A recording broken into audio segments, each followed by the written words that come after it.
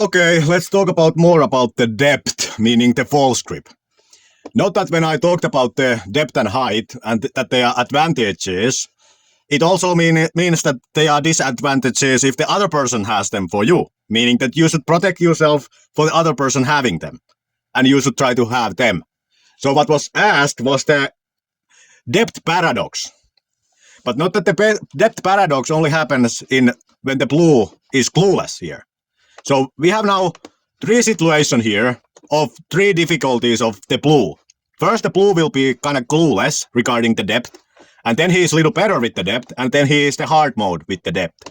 So let's look what happens when the blue is clueless regarding taking the depth, all right? So here, blue will first take a totally fair grip, all right? Totally fair grip, nothing advantage. And now, blue, as a clueless, tries to gain depth, all right? But what happened? Both of the arms gained the same thing. Notice, both have the same thing. Blue, in reality, gained advantage, but he gave the red one by trying to gain the advantage, the same advantage. So this is the paradox of this is the depth paradox. That if you just do this, you are giving the other person the same as you are taking, all right? So no advantage. You both get the same, all right? So blue was clueless, all right? Now, blue has leveled up. Now, leveled up blue takes depth again. Now, take a fair grip. Totally fair grip. And now, blue, as a more advanced guy, will take depth. Alright? Blue takes depth. Note that in this grip, the situations are not similar. Blue has more than the red one because blue one did radial deviation. Alright? So doing radial deviation helps you get more depth. Blue did good thing here. But this was not the hard level.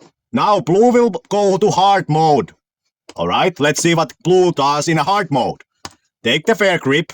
Alright, totally fair grip. And now blue will take depth again. Note what blue did now. Blue did radial deviation and extension of the thumb. Meaning he is double blocking the red one from taking the depth from him, while at the same time gaining depth himself. And now, blue will take all the depth he can. Look at the blue! And now, blue is very content of referee saying ready, go. Like, is the red now in the same position as the blue one? You know? Is it? To me, it would look like it's very hard for the red one to get a false grip, whereas with blue, he gets a perfect false grip. You get the same false grip you could get from those Olympic rings. So, yes, the paradox exists if you don't do radial deviation. Alright? But it doesn't anymore exist if you do radial deviation, and it for sure doesn't exist if you do radial deviation together with thumb extension. You know, you are now double blocking the other person. As well as getting more. So, if you want to see this in action, go to YouTube and look up this video. Alright? In that video, Alan Vischer and the Arm Wrestling Whisperer did some kind of seminar or something. And in this seminar, Arm Wrestling Whisperer was setting up, like, thinking that Vischer will just demonstrate some things, like, normally. And notice here that the Vischer has set himself to have somewhat of a false grip. Alright?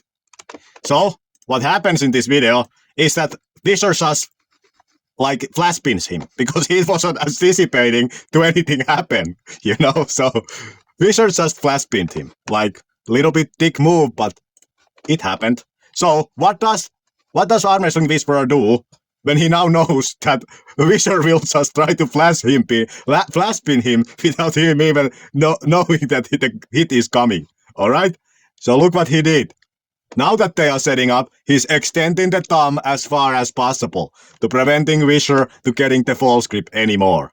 You know? Because he doesn't want Vischer to anymore get to this position and then flash pinning him. Alright? So yes, two things to consider with the depth thing. Radial deviation and thumb extension. Alright?